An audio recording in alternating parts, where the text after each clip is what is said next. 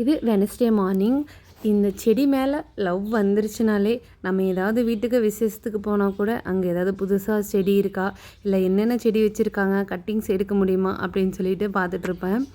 இப்போ ரீசெண்டாக இந்த வியாதி தான் இருக்குது.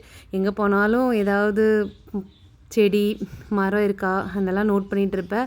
ஆனால் எங்கள் வெத்தலை கொடி அவ்வளோ பெருசாக இருந்துச்சு. அங்கே பாருங்கள் எவ்வளோ பெரிய வெத்தலையாக இருந்துச்சு. எனக்கு ரொம்ப டவுட்டாக இருந்துச்சு, இது வெத்தலை தானா அப்படின்னு சொல்லிட்டு ரொம்ப நேரமாக அதை நோட் பண்ணிகிட்டே இருந்தேன். சரி பிச்சே பார்த்துடலாம் அப்படின்னு சொல்லிட்டு கட் பண்ணி கொஞ்சோண்டு சாப்பிட்டு பார்த்தேன். அஃப்கோர்ஸ் அது வெத்தலையே தான். லைட்டாக சின்னதாக ஒரு கட்டிங்ஸ் மட்டும் எடுத்துக்கிட்டேன். நான் வெத்தலை கொடி வந்துட்டு எப்படி வச்சாலுமே வந்துடும். நம்ம அதுக்கு தனியாக வேர் இருந்தால் தான் வரணுங்கிறது இல்லை, அது அப்படியே வந்துடும். பக்கத்துலேயே நிறைய குட்டி குட்டி செடியெல்லாம் இருந்துச்சு. கத்திரிக்காய் செடி, அப்புறம்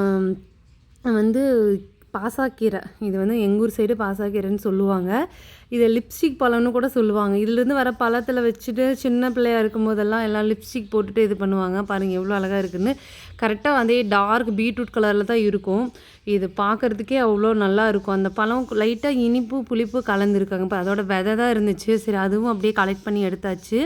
இது கொடியாக கிள்ளிட்டு போய் வச்சாலும் வரும். ஆனால் நான் அதை கட் பண்ணி எடுத்துக்கிட்டேன்.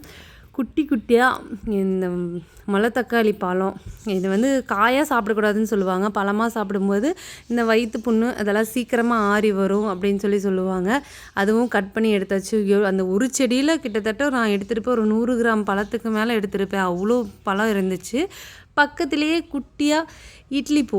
இது நம்ம ஊர் சைடெல்லாம் எல்லா சைடுமே இட்லி பூன்னு தான் சொல்லுவாங்க. இது என்ன பண்ணுவோன்னா, அதை கட் பண்ணி இது இப்படி அமுத்துனா அது வாயில் வச்சு இது பண்ணும்போது தேன் வரும்னு சொல்லுவாங்க. சின்ன பிள்ளையாக இருக்கும்போது எல்லாருமே ஒரு பூ எடுத்துகிட்டு உட்காந்துக்கிட்டு எல்லாம் சாப்பிட்ருப்போம்.